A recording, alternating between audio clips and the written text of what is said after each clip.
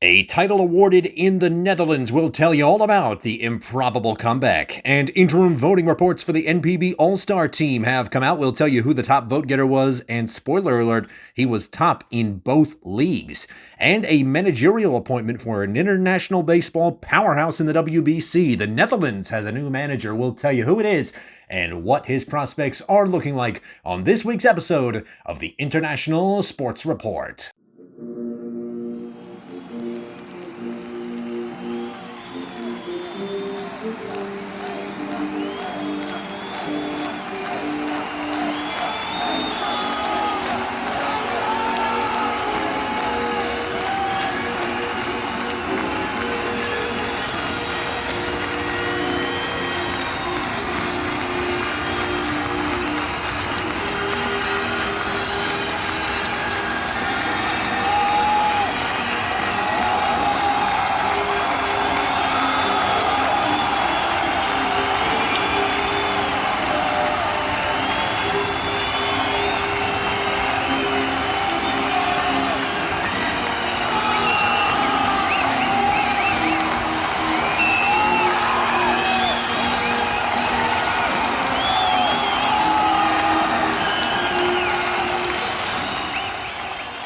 Hello and welcome to this week's episode of the International Sports Report. Marshall Lammert's my name. Please do like and share this video if you do appreciate what we do for you around here, keeping you all up to date every single week in the world of international sports here on the International Sports Network. That's what the ISN stands for, baby. And this is the International Sports Report, ISR.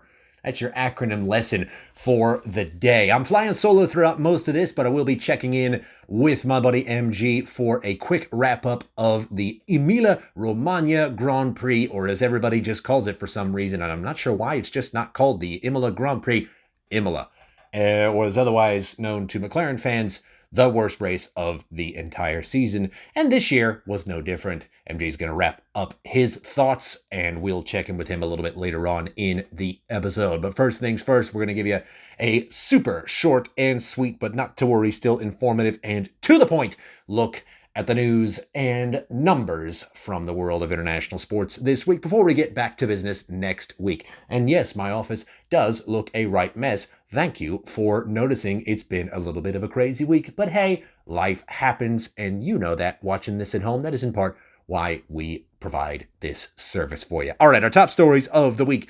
PSV Eindhoven completing the comeback of the Eredivisie title. They end up, despite what the early signs were looking like, the eventual repeat champions of the Netherlands, upsetting and beating, I'm not sure if it's really an upset, but beating Ajax by just 1 point, 79-78 on the final match day of the season, and they take their 36th league title in history. Ajax at 1 point led pretty comfortably in the title race, but only scored, it's painful, they only scored 2 points of the available 12 in the final stretch, and the Eindhoven outfit beat Heracles and beat Sparta Rotterdam to sink the Amsterdam club's bid to reach the top of the league again.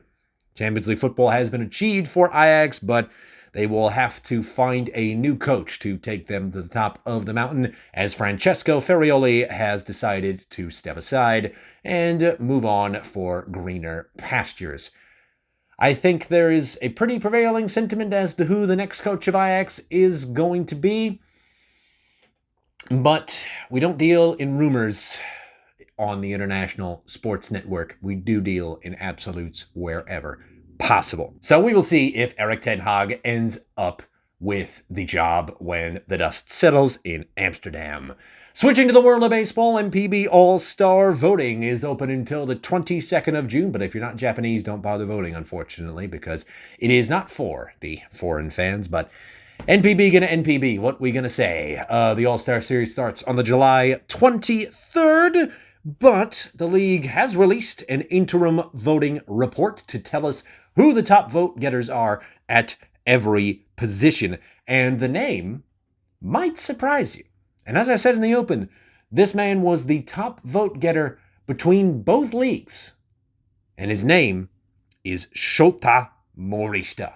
over 60,000 votes for the Hanshin Tigers outfielder, leads the outfielder category by a large margin, but he has some pretty rarefied air flying in up there alongside rookie Seiya Watanabe in the Pacific League for my Seibu Lions. We'll be talking about them a little bit later on in the show, not to worry. But Morishita, for his part, slashing .307 in 41 games so far this year, with 7 home runs and 29 ribbies for a very good first-place Hanshin Tigers team. And the 25-year-old already has some Japan Series pedigree in his tool belt, and it's safe to say the man has a very high ceiling indeed. I mentioned Watanabe, but also Rui Muniyama for Rakuten both placed top 3 in their categories, both of them being rookies. Watanabe third in the outfield category for Pacific League, and Muniyama, for what it's worth, is looking like he may be Pacific League's top shortstop, the starting shortstop in the All-Star Series, if these interim vote reports end up turning into a trend. What a rookie season he is having for a middling to bad Rakuten Eagles team. But as for the teams, the Nippon Ham Fighters lead the way with a total of 12 potential All-Stars on this interim voting report in pole position to make their way onto the All-Star Series roster.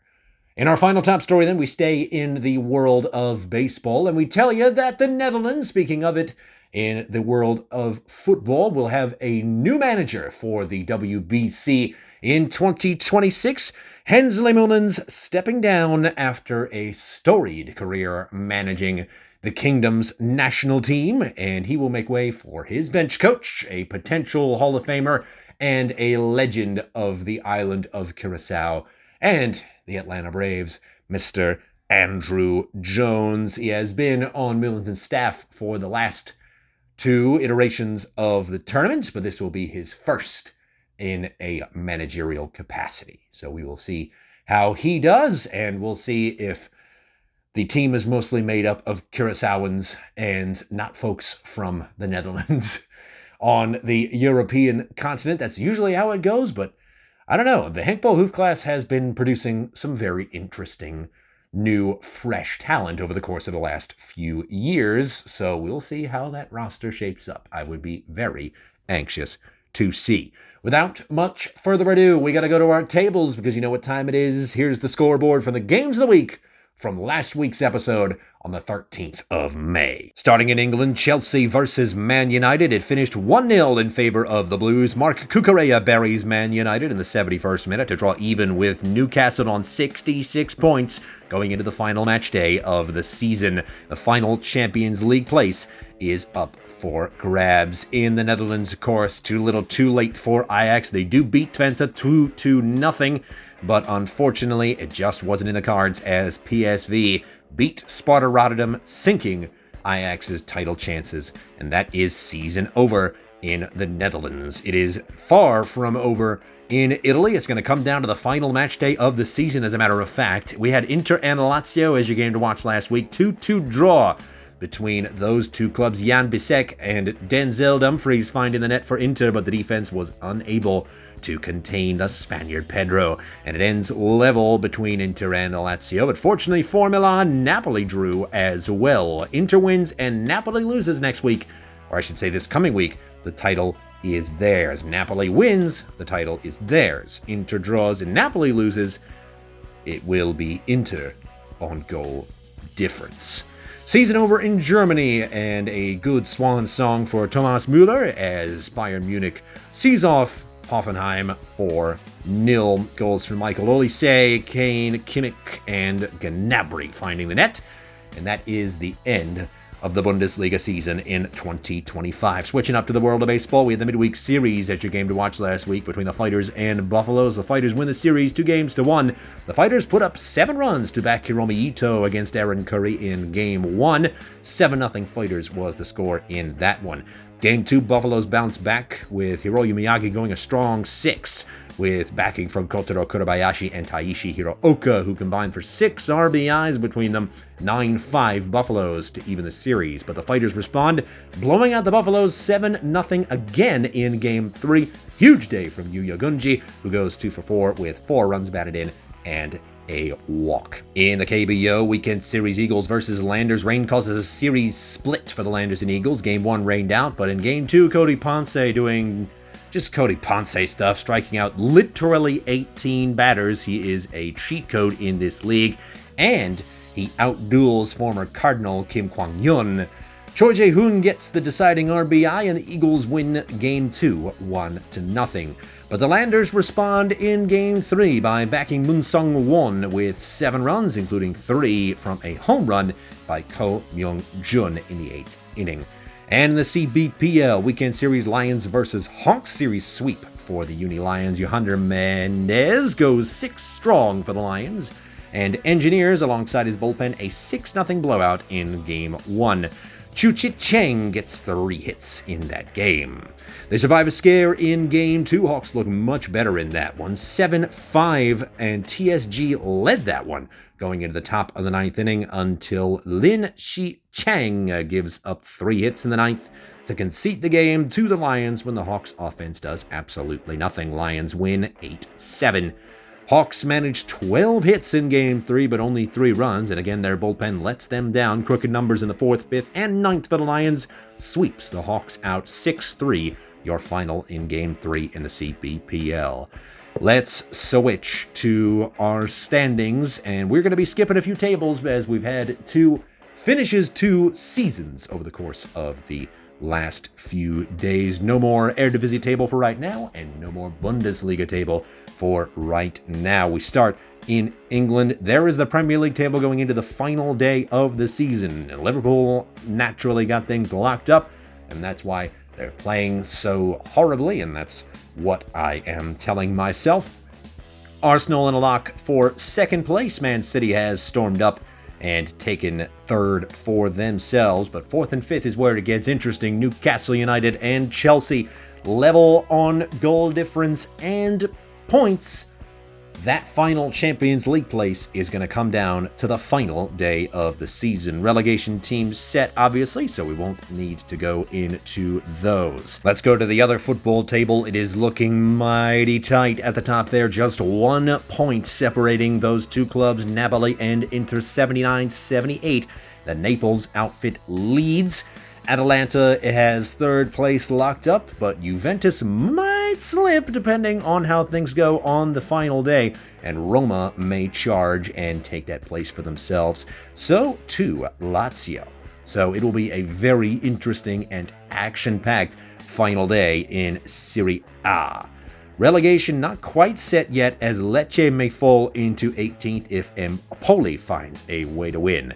But we will see how it shakes out. If you're going to pick any league to watch very closely this weekend, I strongly suggest Serie A. Let's switch over to baseball. Here is your NPB table for this week. Hanshin in the lead by a game on the Hiroshima Carp. The DNA Bay Stars storming up into 3rd place. 2 games behind them. The Giants 2.5, just a half game off of that final playoff spot. Chunichi and Yakult dragging too far behind. Munetaka Murakami is already thinking about what he's going to look like in Yankee pinstripes. Nippon Ham Fighters in front in Pacific League, but the Cebu Lions surging. 1 game behind them. The Oryx Buffaloes leapfrogged by the Lions. They are a game and a half off of 1st place. SoftBank 3.5 better from the Hawks, but still not where they want to be. 6 back Rakuten and 9 back the Chiba Lotte Marines. In the KBO, no change at the top. It is the Twins and Eagles remaining in the first 2 places, except it is not tied anymore, as the Twins have stormed out to a 2.5 game lead on the Eagles. The Lotte Giants breathing down the neck of the Hanwha Eagles, and it is a big gap between 3rd and 4th, 3.5 games.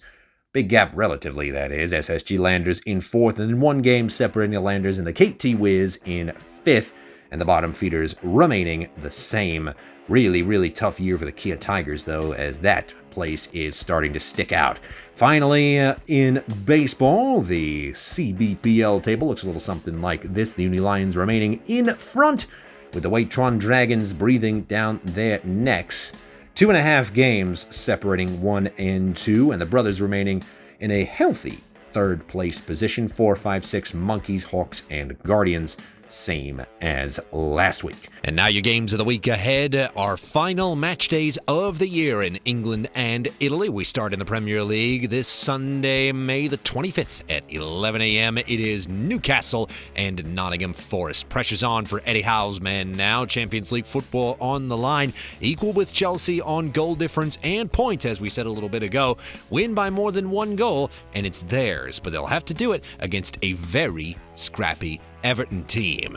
And then in Serie, Napoli versus Cagliari. I'm going to go ahead and put the leaders under the microscope, but both 1 and 2 playing at 2:45 p.m. this upcoming Friday, May the 23rd. Napoli's got the pressure to win. They beat Cagliari, and the title is theirs. And then we go to baseball. Lions and Marines, the weekend series in NPB. Lions a game off of first in the Pacific League behind the Fighters. Young rookies bossing it on offense right now, and Tatsuya Imai is having a Sawamura season. Let's see if they can take first when the Fighters stumble. In the KBO, Landers versus Twins. Some unlucky results for the Landers, but their offensive abilities do shine through, and they've got a sneaky good pitching rotation behind KK. Twins drawing with the Giants midweek. Maybe they're slowing down? And then finally, in the CBPL weekend series, Lions versus Brothers. Lions at home. Brothers have been playing good baseball lately, though, and they will look to gain some ground on their rivals. And then finally, to segue us into a little bit of F1 discussion, here is your look at both the order of finish from the Imola Grand Prix and the drivers' standings in F1 on your right. So Max Verstappen wins in Imola, Lando and Oscar behind in the 2 McLarens, Lewis Hamilton, a great performance from him going into 4th place, and Alex Albon in 5th, rounding out your top 5 places. And that has shuffled some things around. It is looking mighty interesting in those first 3 spots, in the drivers' standings. But going into another week of F1, we are looking ahead to what is, in my opinion, the best race of the season in Monaco. But for a deeper look at what went down in Imola, I'm going to chuck it over to my partner. What do you got for me, MG? Starting things off, who else but Max Verstappen? Making it 4 straight at Imola. He was never in danger after overtaking Oscar Piastri at the Tamburello. Would have been a far more dominant victory if not for a late safety car tightening the pack towards the end. It was a miserable day for Kimi Antonelli, exiting in lap 45 in front of a home crowd, just a day after giving his classmates a tour of the facilities. Alexander Ocon likewise forced to retire. A very good day for Ferrari in front of a home crowd. Hamilton finishing 4th and Leclerc in 6th. Very good showing in front of their Italian fans. McLaren with another double podium, now leading Mercedes by 132 points in the Constructors. There was some questionable strategy from the Papaya contingent during the race, in particular leaving Norris behind Piastri after the safety car until Max was 5 seconds in the lead. Real head scratcher there, but could they have caught Max anyway? I'm not so sure. Aston Martin was tremendous in qualifying, yet it all vanished as soon as the Grand Prix started. What went wrong for the British side? But for another British side, both drivers finishing in the points once again for Williams. Very, very impressive work from them this season. Thanks, buddy. I appreciate it, and hopefully you enjoy Monaco as much as I will. We'll be watching some Italian football in 2 different parts of the country this weekend for sure as well. Next week on the show, we'll get back to business. We'll be, as promised, diving into our favorite Olympic sports in both the summer and winter iterations of the games. We'll also have another history lesson for you. This time we go into the world of football to take you in, very briefly of course, but still intrinsically and intriguingly, I promise you, into the life of Mane Garrincha, one of the greatest wingers in the history of the Seleção, the Brazilian national football team, and of course, the Brazilian League of Football. So you can look forward to those two things on next week's episode, plus a Monaco Grand Prix wrap up, and we'll see how this crazy season of Italian football comes to an end. We may even dive into the Champions League final if there's time. We'll see what happens. But for now, please sit back, relax, and enjoy a spectacular weekend of international sports. And we will see you next week on Wednesday right here on the International Sports Network. Please do like and share this video if you enjoyed it and you know somebody who would enjoy it right along with you. And be sure to hit the subscribe button and the bell icon down below the video screen to be notified every single time we upload a new video. For my legendary partner, Matthew Gieske, my name is Marshall Emmert. Thank you for watching this week's episode of the International Sports Report. We'll see you in the next one. But for now, that's the game.